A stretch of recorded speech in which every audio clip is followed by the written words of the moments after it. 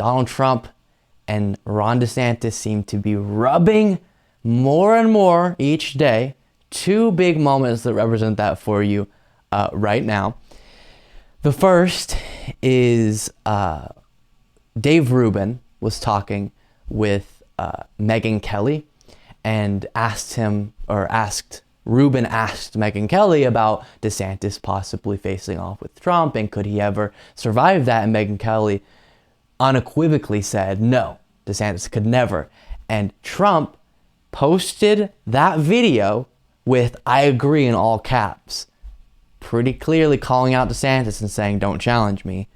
Pretty interesting development. Take a look. If they got on a stage, you don't think that DeSantis is crafty enough or stands enough to, really? Interesting. No, I don't even think that a little.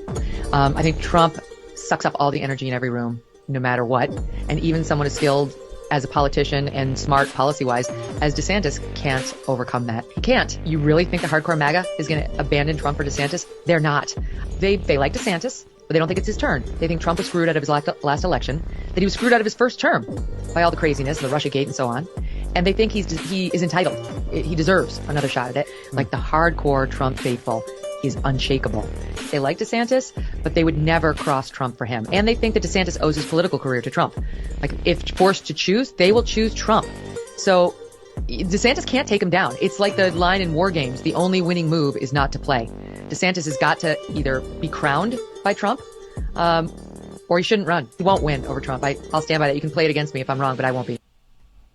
Interesting. I think I agree with her. Yeah. Both Dave Rubin and Megyn Kelly are not particularly admired individuals on the part of me. I do not admire either of them, but I agree with that take from her.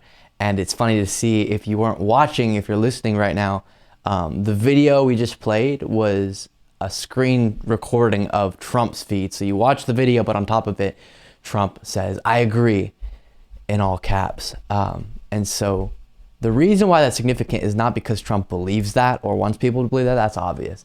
It's that he feels threatened enough to call DeSantis out like that and stop pretending to be complete allies as they have, even though we know behind the scenes there's not really a lot of love lost between them. But they pretend publicly to be hunky-dory, and that's getting less and less the case. And it seems Trump wants people to know that he will not stand for DeSantis attempting to run in 2024. But as we saw in the recent debate between Ron DeSantis and Charlie Crist, Ron DeSantis refused to say that he would commit to serving out his 4 years as governor, meaning he's wanting to keep his options open for running in 2024 for president that would take him out of being governor. And that was an interesting dynamic. It means he's actually really thinking about it.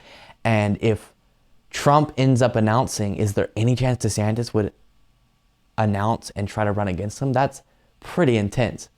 And I think the best political decision for DeSantis actually would be to hold off, let Trump do what he's going to do, and then go after. Now, again, Trump and DeSantis both scare me deeply, so neither of these options are good.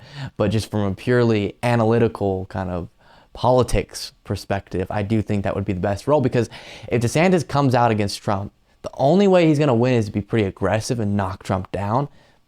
But in the process, you're going to split the Republican Party pretty severely, and I don't think you would be able to win a general election after that. And even if you could, the chance of you losing and then being politically ruined forever after that is a pretty large chance. And so that's a gamble to take on the part of DeSantis, but we'll see how it plays out. The second thing that's interesting, that's a little behind the scenes clash, we'll say, between DeSantis and Trump from Politico. Trump to hold a rally in Florida with Rubio, but not DeSantis. Very interesting piece here. Former President Donald Trump is coming to Miami just 2 days before Election Day, but one Republican won't be there, Governor Ron DeSantis, not yet anyway. Trump on Wednesday said he'll hold a rally with Senator Marco Rubio on November 6th. DeSantis was left off the announcement, and an advisor to the former president said the Florida governor is not attending. The apparent snub angered some people within DeSantis' orbit, who complained that the Florida governor's team was not informed of the rally prior to Trump announcing it.